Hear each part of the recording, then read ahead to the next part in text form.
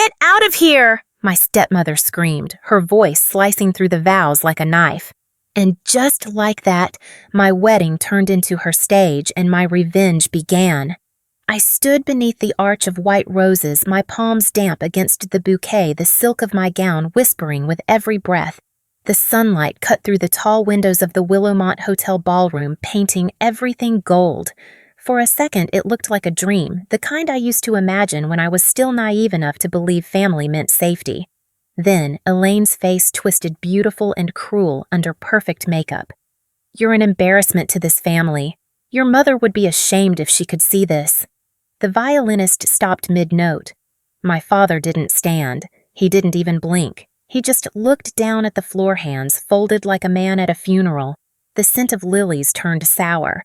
Every instinct told me to cry, to run, to beg for an explanation that would never come.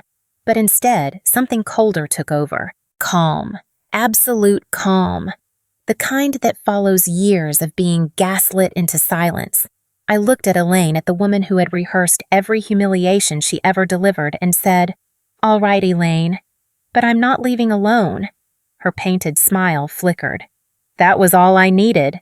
The hall erupted into whispers. I turned to the guests, then to my father. "You might want to stay seated," I said softly. "This part's going to get uncomfortable." I placed my bouquet on the altar and walked down the aisle, my train brushing against the marble like the sweep of a gavel. Every step felt measured, architectural, deliberate. At the door, I turned once more. Elaine stood frozen pale under perfect makeup, the queen of her little empire, an empire built on lies, forged signatures, and stolen trust. "Enjoy the view," I told her. "It's your last one as Mrs. Bennet." The morning after the wedding should have smelled like coffee and forgiveness. Instead, it smelled like damp paper and legal ink. My gown still hung in the corner of my apartment, streaked with wilted roses and smeared foundation, a museum piece of humiliation. I sat by the window with my laptop open, not scrolling through honeymoon ideas or thank you notes, but reading Oregon's family fraud statutes. The silence felt surgical. I'd built my entire life around surviving Elaine's noise, her voice, her criticisms, her control. Now that it was gone, the quiet felt almost violent. I poured another cup of coffee and replayed the wedding footage from a guest's Instagram story. There she was, stepping into the aisle, stealing the frame, her mouth twisted with delight. For years, I'd told myself she was just insecure, just lonely, just wounded. Words therapists use to excuse cruelty. But watching her through someone else's lens, I saw it clearly. Elaine didn't lose control that day. She performed, and I had given her an audience. I closed the laptop, heart steady. Not hurt, not anger, precision. My mother, before she died, used to tell me, "Never let rage drive you, it burns too fast." Elaine ran on rage. I ran on architecture. Every piece had to fit. Every plan needed foundation. I started with facts. Elaine had married my father when I was 12, 2 years after Mom's funeral. She'd arrived in a red suit and a smile that promised safety. Within months, she'd turned the house into a fortress of obedience. Every compliment came with a condition. Every mistake became a weapon. She called it raising standards. I called it survival training. When I left for college, she replaced my photographs with hers, repainted my room, donated Mom's piano without asking. Dad said she was just trying to move on. I learned early that silence made men comfortable. After Mom's insurance payout, Elaine began managing his finances. He was an engineer, brilliant but trusting. Over time, bank accounts merged, property titles shifted, everything rebranded for simplicity. Now, watching her at the wedding, I realized she wasn't just humiliating me. She was protecting her portfolio. A stepdaughter with her father's original will was inconvenient. A public spectacle made me look unstable. Perfect distraction. I opened my old files, the ones I'd kept encrypted under my maiden name. Architectural contracts, family trust papers, correspondence between my father's firm and Elaine's lawyer. Little inconsistencies. Tiny cracks in the foundation she'd built. One line caught my eye. Property reassignment following nuptial restructuring. Co-signed by Elaine Bennet. My father never signed with that middle initial. I had proof of forgery. It was like discovering a hairline fracture in concrete, small, invisible to most, but fatal under pressure. I stared at the document until the morning light turned harsh and a strange calm filled me. I wasn't just a bride who'd been humiliated. I was a witness preparing an affidavit. Elaine thought she'd buried me in shame. She'd forgotten I was my mother's daughter, an architect by blood, trained to rebuild. I closed the file, straightened the stack of papers on my desk, and whispered to the empty room. "Your move, Elaine." It wasn't rage. It was declaration, the kind that doesn't need to shout, the kind that knows the storm has already begun. When I was a child, Elaine used to say, "You don't build families with love, Audrey. You build them with discipline." I used to believe she meant structure. It took me 20 years to realize she meant ownership. My father, Mark Bennett, had once been the kind of man who corrected blueprints by hand, who spent hours at his drafting table measuring balance, precision, integrity. Then Elaine arrived. Within months, he traded his ruler for her approval. She learned his rhythms, his guilt, his grief, and rewrote his life one signature at a time. Control wasn't a sudden takeover, it was a slow renovation. She painted over my mother's memory one wall at a time until the house no longer echoed with her voice. I was 17 when Elaine first struck me, not a slap, not in anger, but a deliberate correction. I had worn red lipstick to my school recital. "You're not your mother," she said quietly, pressing a cold hand against my cheek. "You don't have her face. Don't try to borrow it." Her voice was calm, measured like a teacher explaining an equation. That was her real cruelty, violence disguised as education. Over the years, I watched her perfect it. Gaslighting became her art. She'd turn every confrontation into a question of my stability. "You're remembering it wrong, sweetheart. No one said that. You always dramatize things." The language of manipulation is subtle. It doesn't shout. It corrodes. When I tried to tell my father, he sighed. "Elaine's trying, Audrey. Don't make things harder." So I learned to stop talking and start recording. I kept journals, not the kind filled with feelings, but with facts. Dates, times, phrases, receipts, the small, invisible things that accumulate into truth.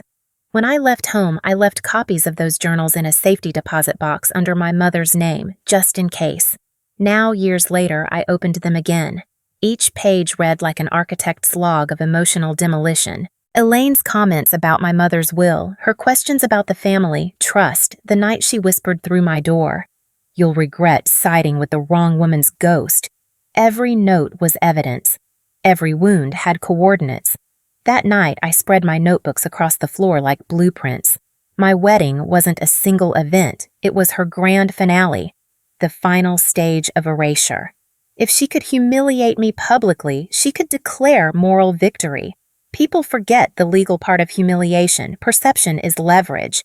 If she made me look unstable, no one would believe me when I exposed her. But she'd miscalculated something fundamental. Humiliation is not destruction when the target is documenting every inch of it.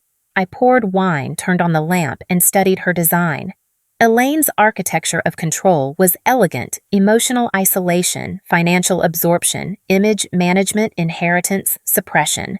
She was a master of appearances, but she'd left a crack: her ego. And ego is the one flaw no structure survives. I picked up my pen and wrote the first sentence of what would become my case file. Subject: Elaine Bennett.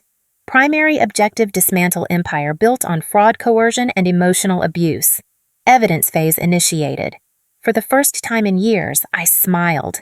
It wasn't joy. It was recognition, the feeling of standing before a broken building and knowing exactly where to strike. Silence had always been Elaine's favorite weapon. She used it like a scalpel, small, deliberate, leaving no visible scars.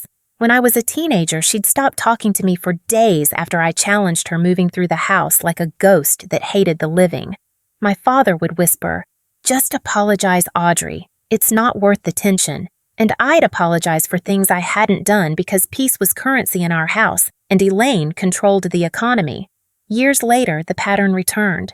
The night after my wedding, she didn't call, didn't text, didn't defend herself online. That's when I knew she was preparing something. Elaine didn't scream and retreat. She screamed and recalculated. I kept replaying her face at the wedding, the satisfaction before my words, the flicker of confusion after. People underestimate that flicker. That's where fear begins. I decided to feed it. I returned to my father's house the next day. The place looked smaller than I remembered.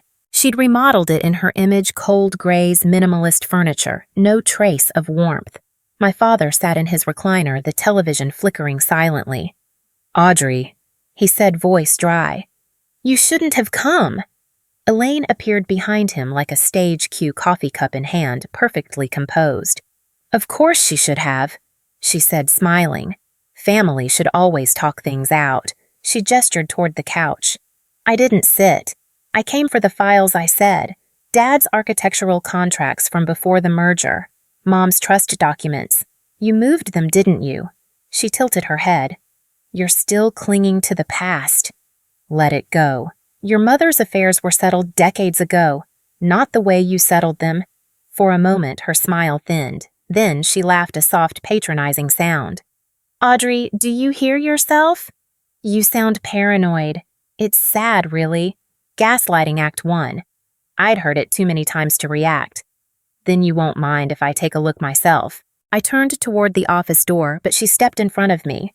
"Those files are private, Dad's or yours." Silence again.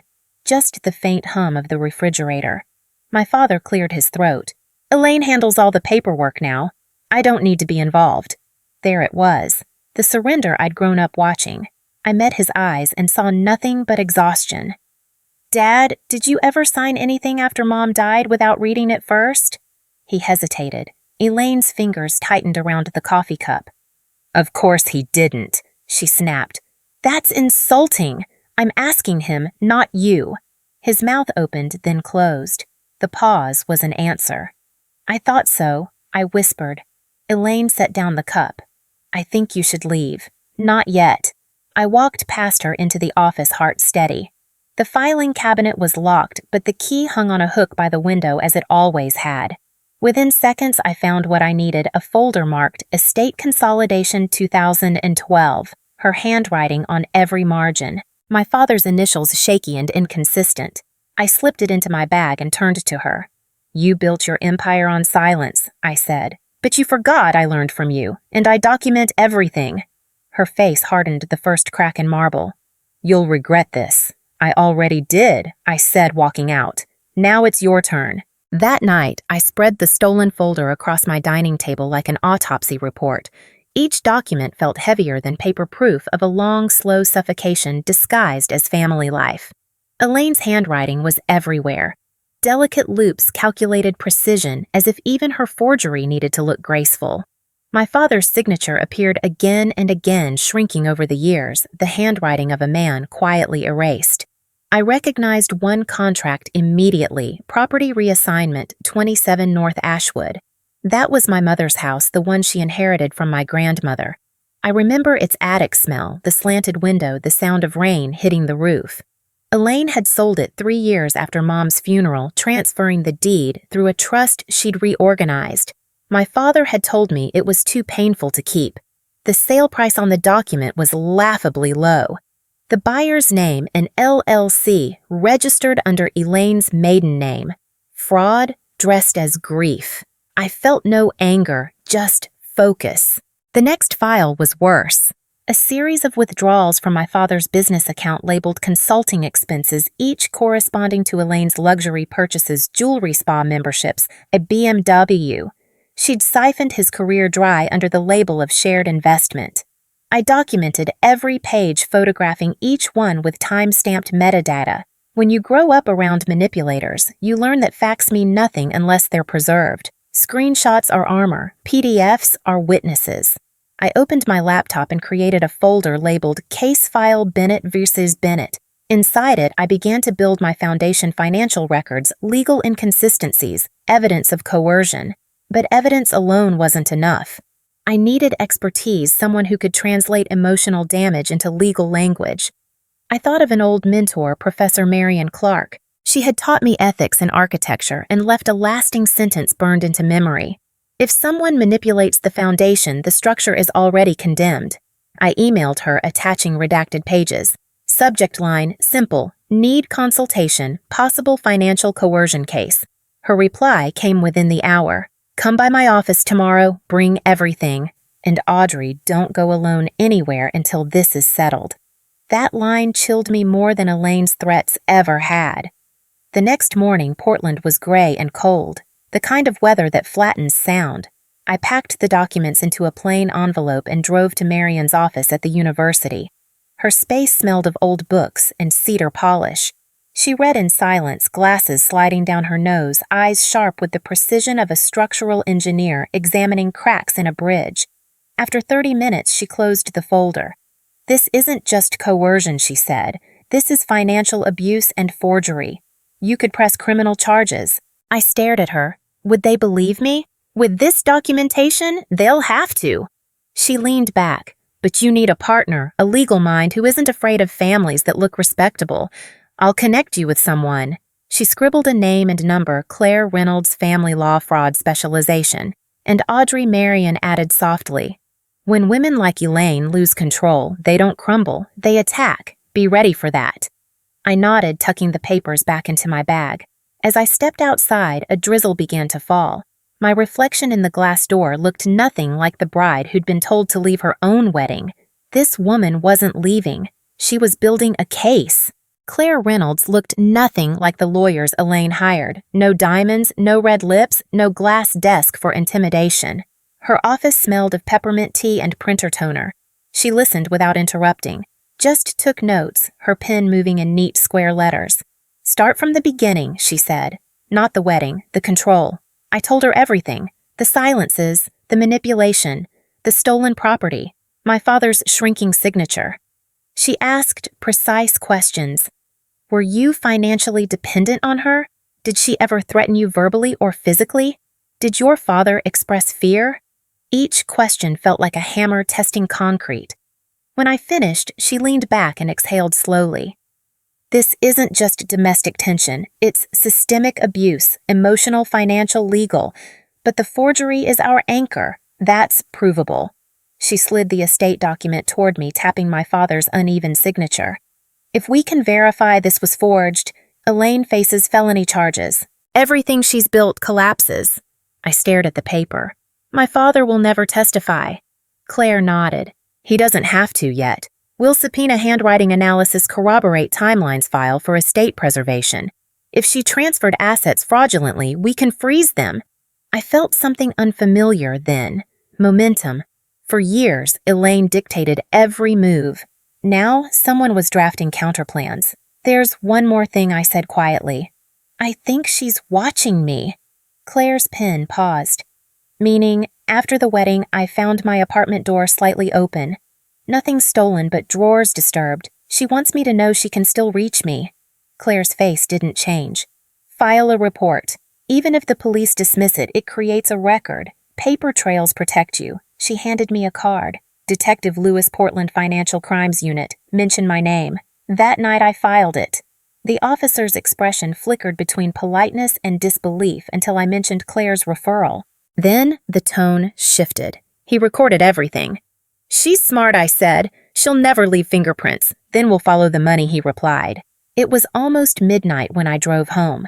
Streetlights reflected off rain-slick asphalt, blurring red and gold. For the first time, I felt the strange quiet of power returning, not loud or triumphant, but measured.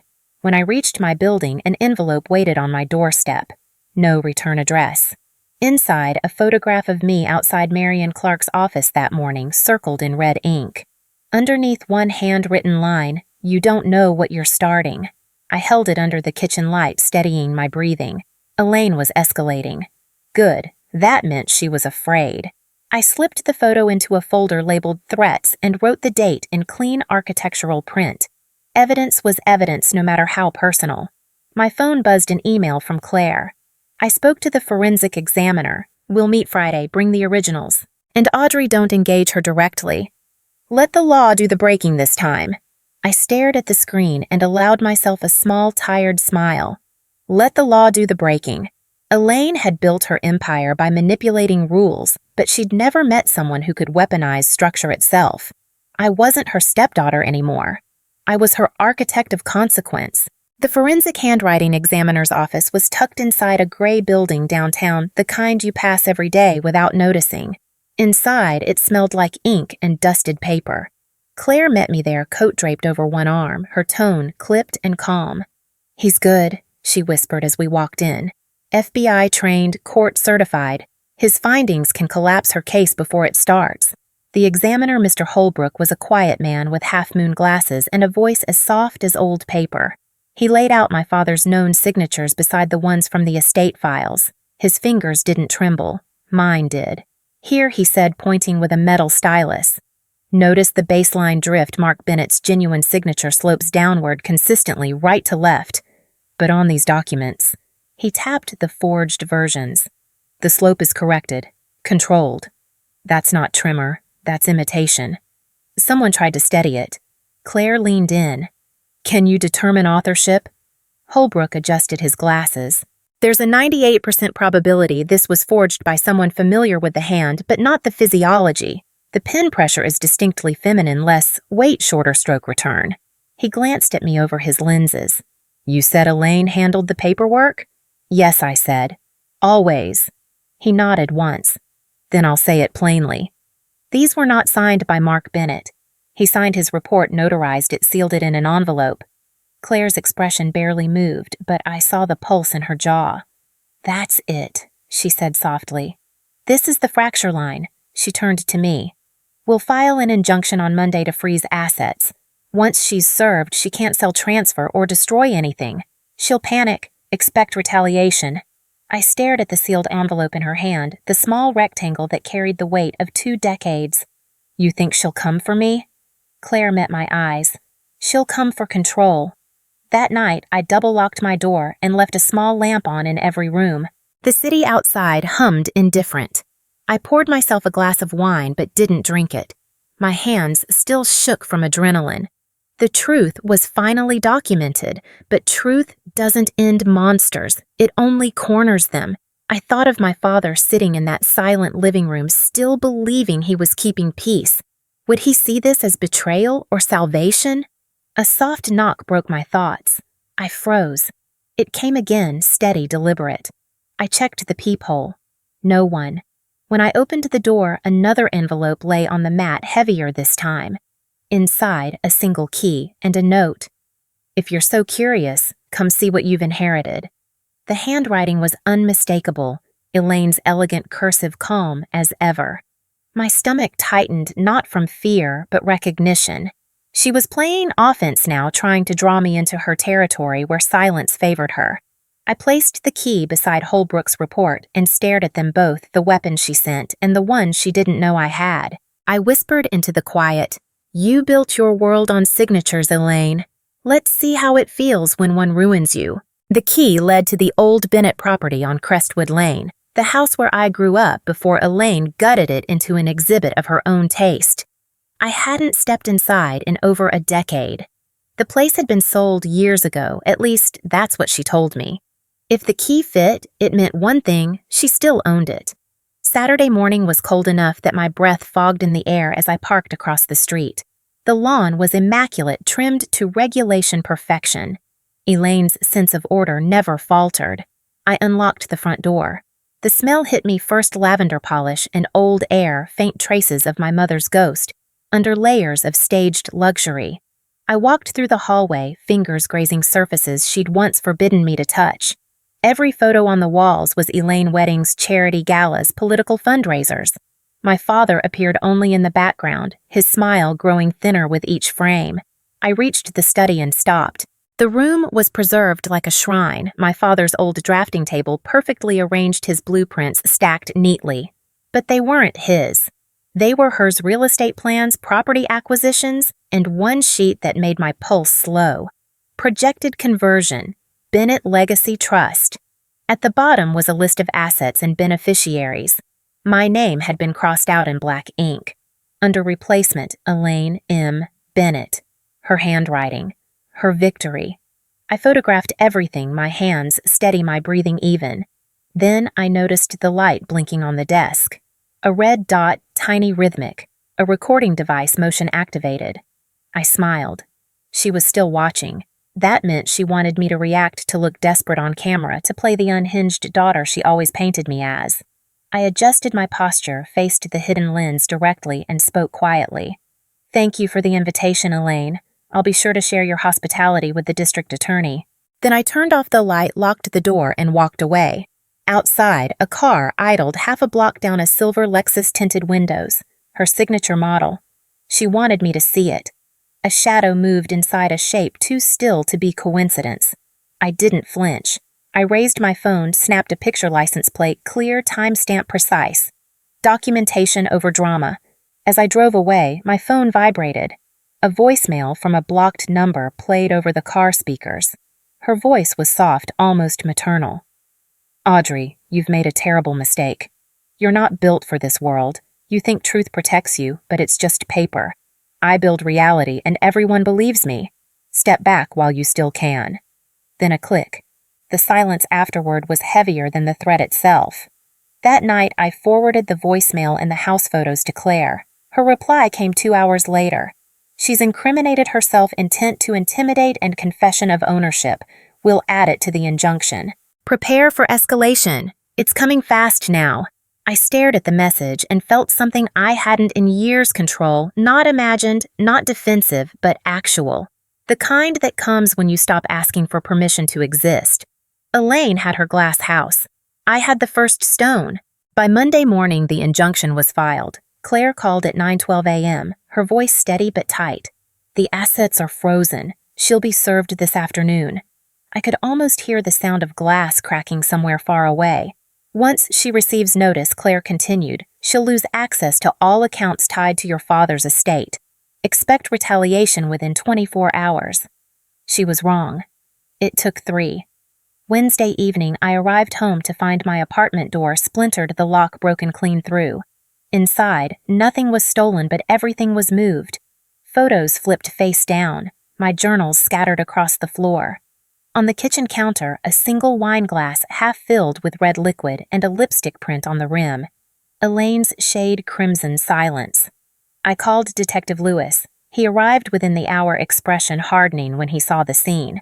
"This isn't random," he said. "This is a message." He dusted for prints, photographed the glass, bagged it. "We'll run DNA," he added. "But she's too smart to leave hers. This is psychological warfare." I nodded. That's her favorite terrain. After he left, I stood in the quiet apartment, realizing that fear felt different now. It wasn't submission, it was calculation. I cleaned nothing, documented everything, then packed a small suitcase and drove to a hotel downtown.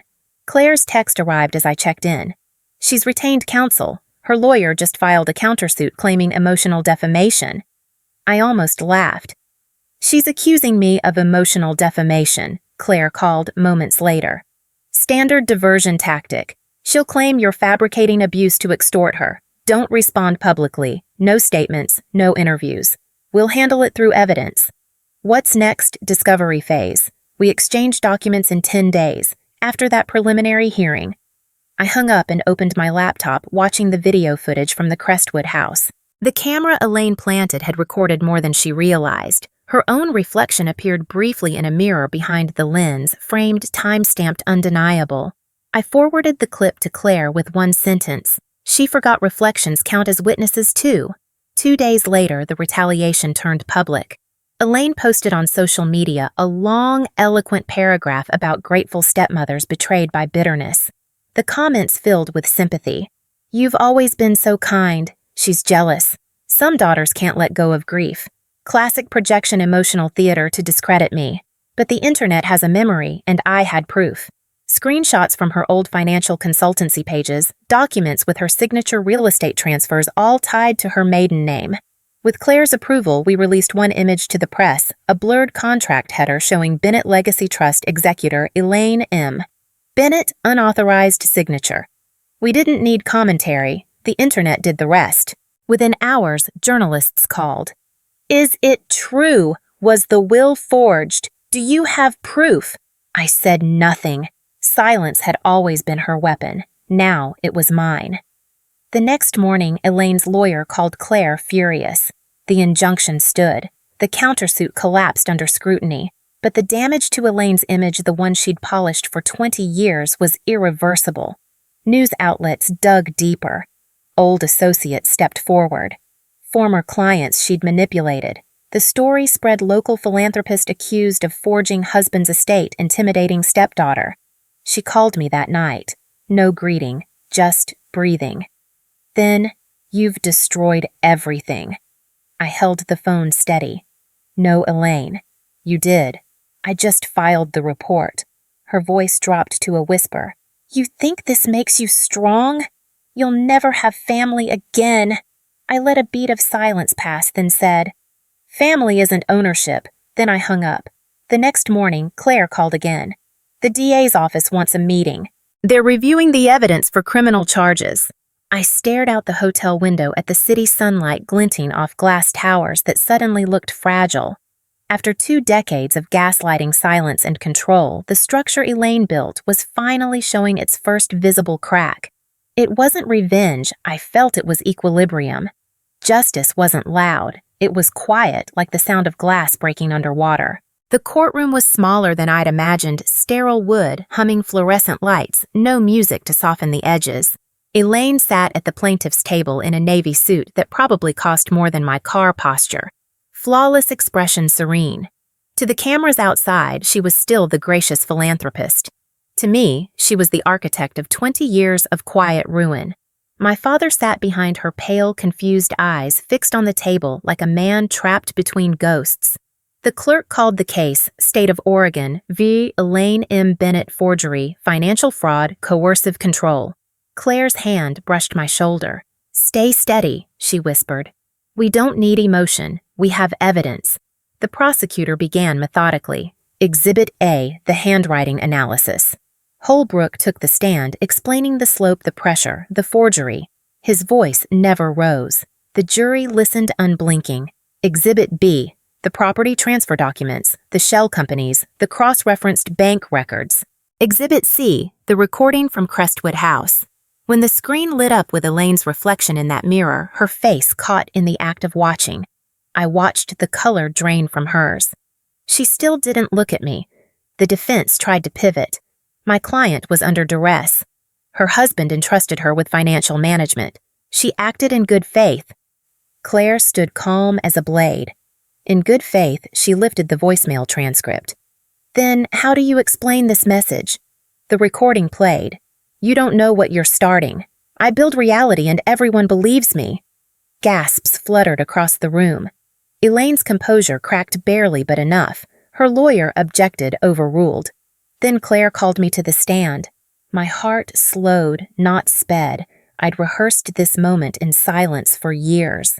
Ms. Bennett, the prosecutor, began. How would you describe your relationship with the defendant? Hierarchical, I said. She spoke. I complied. For a long time, I believed compliance was love. And what changed? I looked at Elaine, really looked at her, the woman who taught me that silence equaled safety. She made the mistake every controller makes, I said. She left a paper trail. I described the years of manipulation, the isolation, the night she turned my wedding into a spectacle.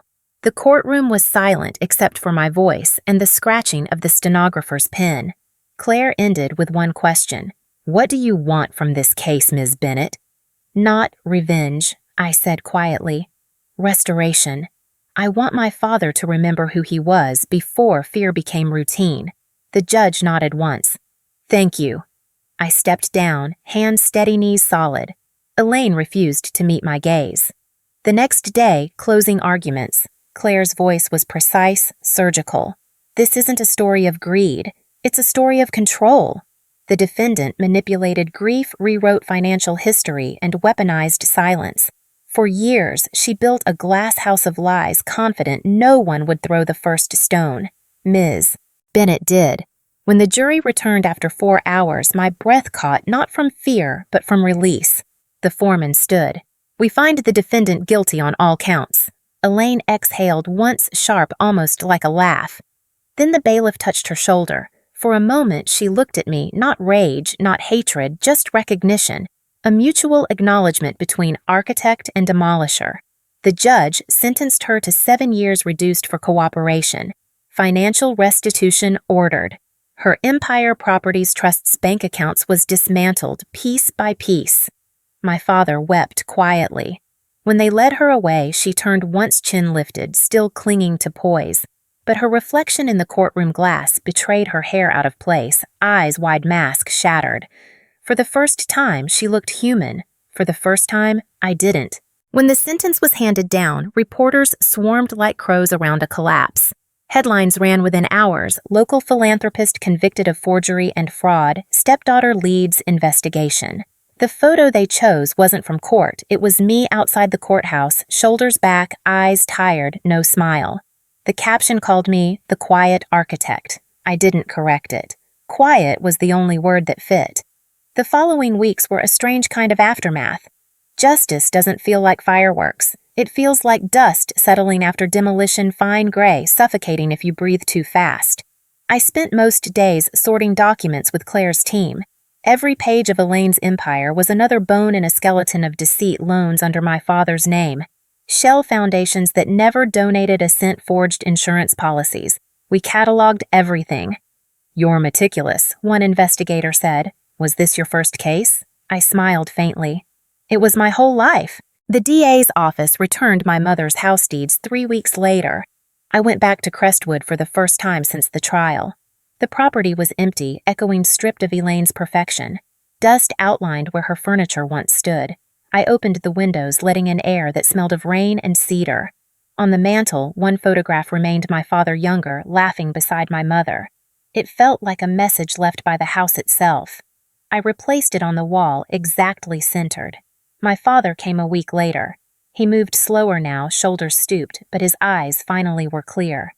We didn't speak much. He stood in the doorway, taking in the stripped walls, the boxes of evidence, the silence. "You were right," he said softly. "About everything." His voice trembled. "I let her control me. I thought peace meant obedience." I turned toward him. Peace built on fear isn't peace. It's architecture waiting to fail. He nodded, tears catching the light. "Can we start over?" I didn't answer right away. The truth was starting over meant accepting the ruins. "We can rebuild," I said finally. "But not the same house." He smiled weakly. "Then show me how." Over the next few months, we rebuilt slowly. Therapy sessions, legal meetings, long walks through Portland's rain-washed streets where conversation replaced silence. He apologized more than I could count. I forgave him fewer times than that, but enough. Healing wasn't forgiveness. It was acknowledgement. Elaine's letters arrived from prison twice, both written in the same calm cursive, both unopened. I placed them in a drawer labeled "Evidence Closed." Some things don't need reading to be understood. The media eventually moved on. New scandals replaced old ones. But sometimes strangers would recognize me at cafes, soft voices saying, "I saw your story," always followed by the same pause, the same quiet gratitude. One woman in her 60s clasped my hand and said, "You made me call my daughter." It startled me how pain could echo into someone else's healing. That night, I wrote in my journal for the first time in years, not documenting facts, but feelings. Control is an illusion. But truth, it's structural integrity. It holds even when everything else collapses. I closed the book and turned off the light. For the first time since the wedding, sleep came without fear. Somewhere in a cold concrete cell, Elaine was probably staring at a blank wall, counting the days. I wasn't counting anymore. I was measuring progress.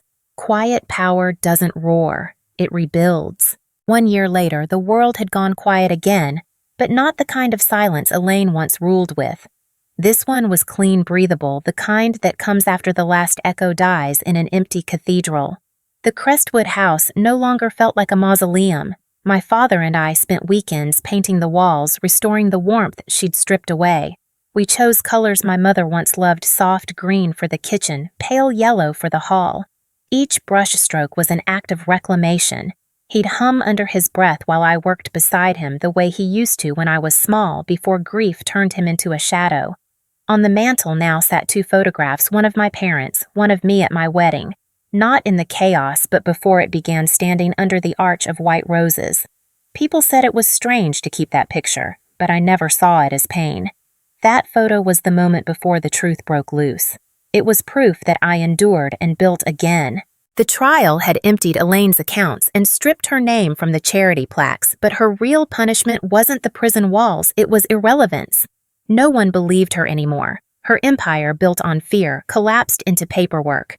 I didn't attend her sentencing review, though Claire did. She later told me Elaine had aged 10 years, her once perfect posture slumped. She asked if you'd ever forgive her, Claire said. And what did you tell her? That forgiveness is a luxury earned by accountability. We stood in the garden after that, where rain collected in the stone paths like thin glass. The air smelled of earth and spring. You know, Claire said most people never get closure this complete. I shook my head. Closure isn't a finish line. It's a foundation. You rebuild from it. That summer, I returned to teaching architecture full-time. My first lecture was on structural integrity, the relationship between stress and endurance. I told my students that every building carries its own history of strain, but the ones that survive are those that learn to distribute the weight. As they took notes, I thought of my mother's voice, my father's restored laughter, and the quiet strength I'd built from their ruins.